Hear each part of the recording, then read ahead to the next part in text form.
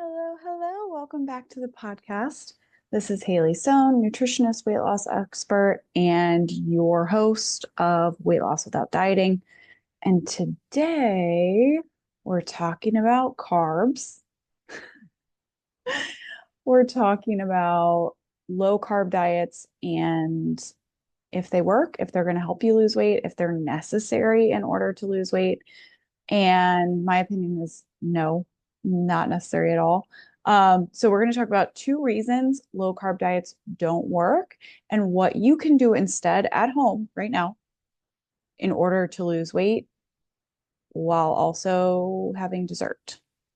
So I will say, as a nutritionist who got my degree in like a very traditional um, space at the University of Missouri Columbia. So I have like the um I hate to say it this way, but like the government issued nutrition degree. Like this is what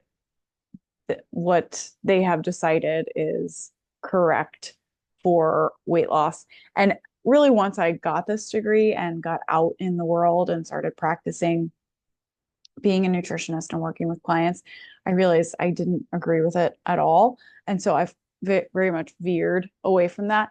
But what they're teaching is that diets are the only way to hit your goal weight and to stay there. And low carb is a big part of that. But when I first started out as a nutritionist with that degree, and that was like my main tool, which is your main tool there is prescribing diets. Everyone I worked with would come back and say, okay, it's great that, you told me to eat this, this, and this, and not to eat this, this, and this, but I really want to eat those things. And sometimes I do eat them and I go crazy and I eat a lot of them. So what do I do then? And it was like, well, I don't really know what to do then, which I think is why the diet industry is failing, why most of you out there have probably tried diets. You might have even hired a nutritionist or a dietitian and it worked for a time, but then it stopped working. Um, because ultimately, counting carbs, counting points, counting macros doesn't teach you anything about your brain, your desire for food, how to feel confident around food, how to walk into any food situation and feel like you're in control. It doesn't teach any of that. And so in my opinion, it doesn't really help. It's not really effective and it's not really a good way to live the rest of your life. So I really think ultimately nobody wants to be counting carbs for the rest of their life. You want to feel in control of your food choices and have freedom around food, have freedom around bread and dessert, and to be able to say on occasion, I do want to eat those things. And other times say, I really don't. I really don't want to eat those things right now. It's not how I want to feel.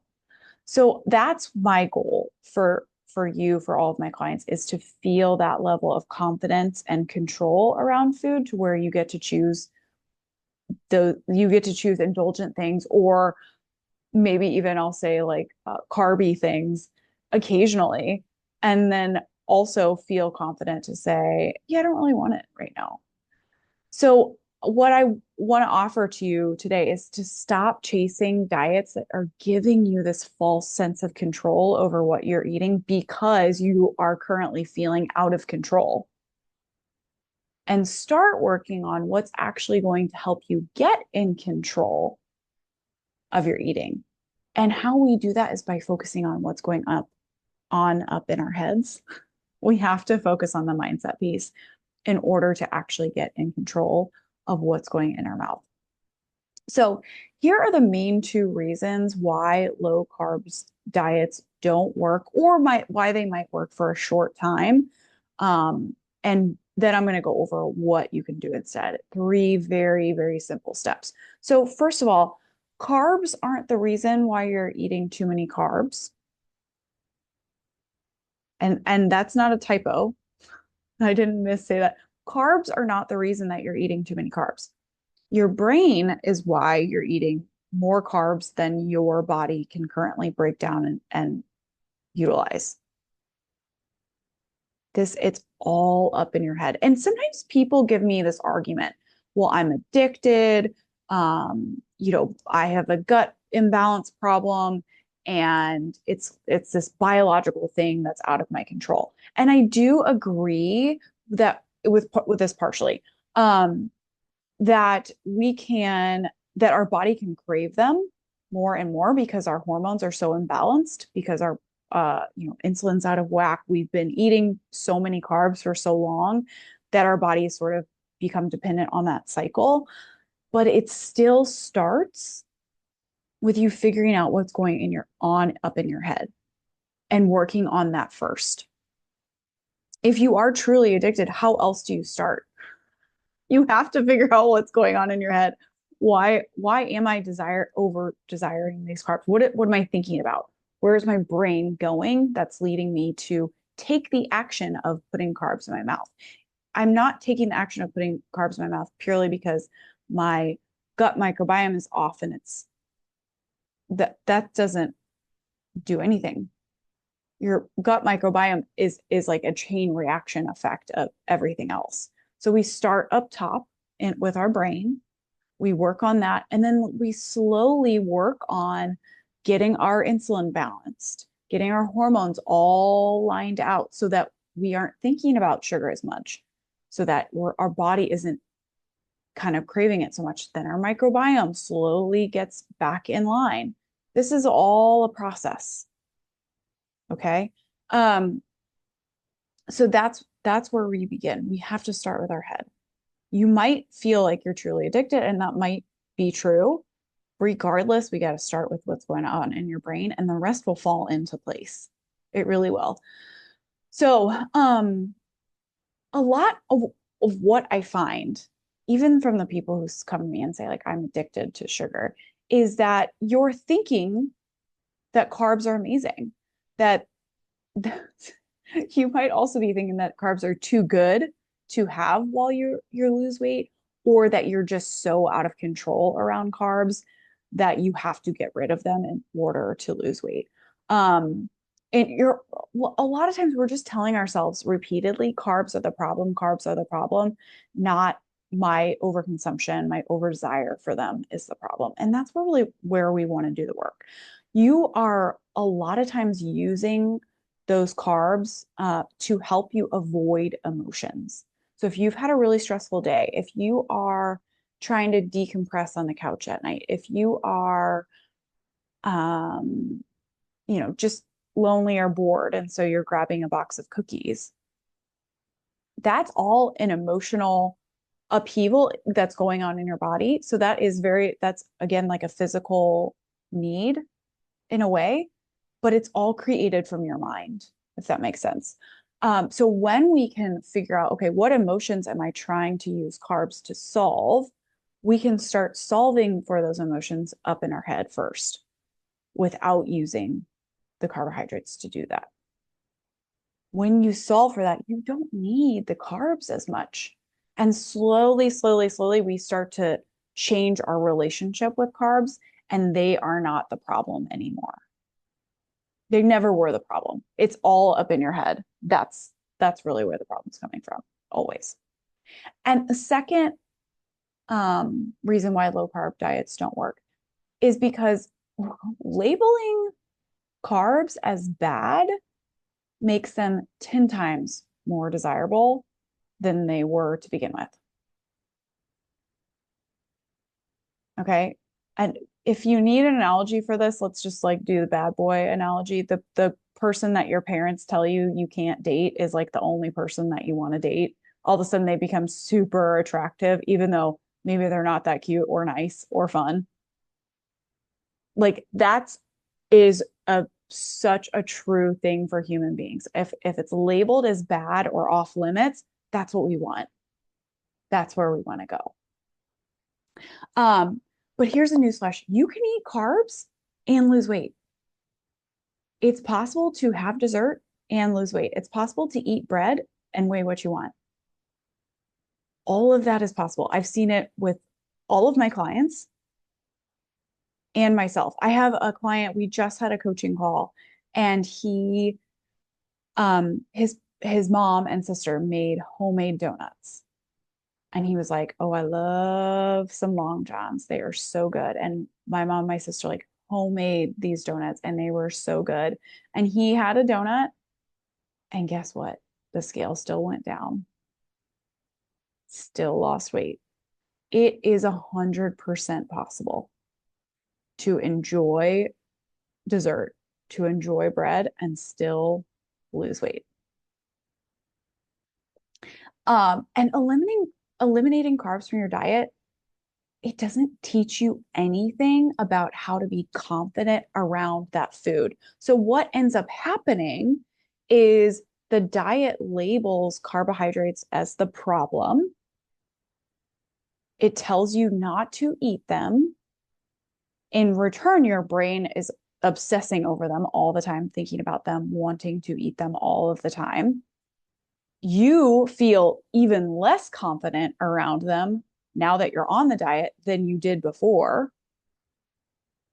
And so you spend the entire diet like obsessing about the carbs, telling yourself that you can't have them, like lowering your ability to be confident around them.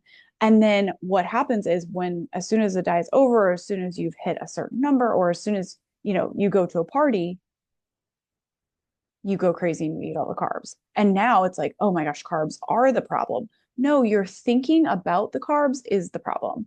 This diet telling you that carbs are off limits is the problem. This diet not teaching you how to be confident around carbs is the problem. It's not the carbs. Carbs are neutral. They don't care.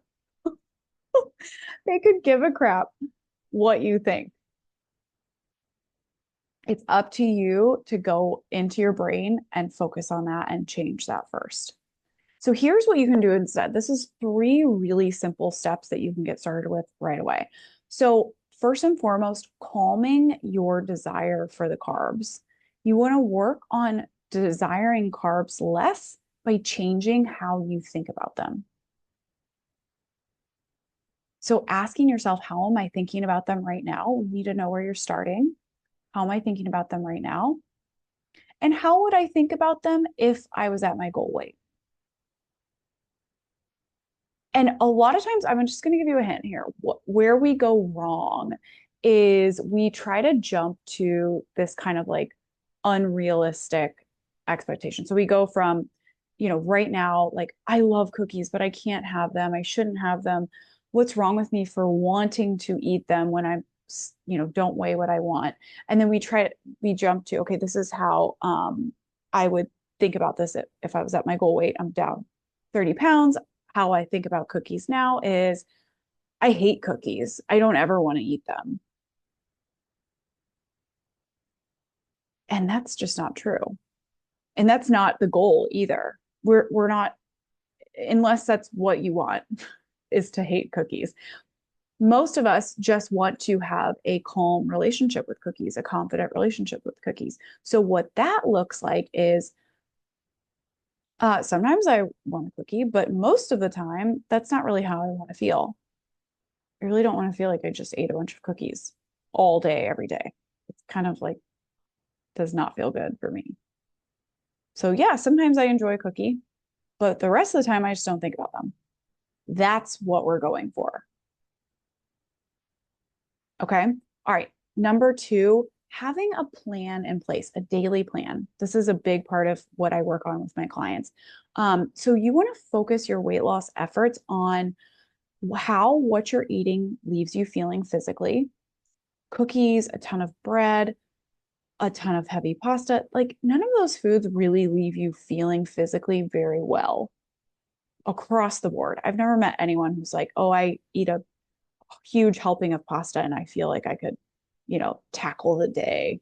It's mostly like, oh yeah, that does not feel that great. I feel real tired. So focus on that. Think about how does this food make me feel? How does it leave me feeling physically? And then asking yourself, how do I want to feel physically? And what types of foods are going to help me feel that way? And second is scheduling your indulgences.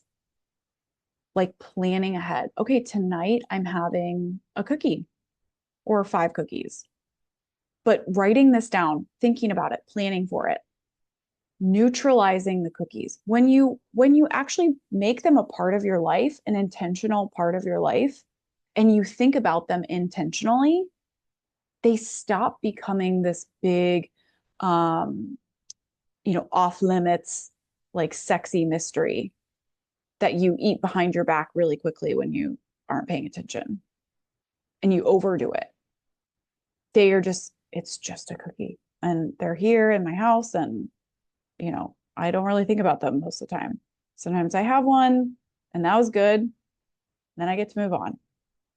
But scheduling those and intentionally thinking about them, or intentionally thinking about how you want to think about them, is a huge piece of this. And number 3, build your confidence around the foods. The only reason people ever think that they need to cut something out of their lives entirely is because they don't feel confident around that. And they don't know how to feel confident around it. Building confidence around that thing means that it can be in your life. And it doesn't matter because you are confidently in control. That's the goal. So you build confidence by practicing those last 2 things, practicing calming your desire for the carbs, and by practicing eating indulgences on purpose, scheduled indulgences on purpose. That's how you do that. Okay. If you are struggling to lose weight on your own, if you feel like you've tried a lot of things, but you're still stuck, I offer free diagnostic weight loss consultations. So there's a link in the show notes here. You can go book that call with me. I'm going to walk you through why you're stuck and what you can do in order to start losing weight. The most important thing when you're starting your journey is to know why it hasn't worked in the past and what you need to do in order to start moving forward. Okay. All right. I will see you in the next episode. Bye.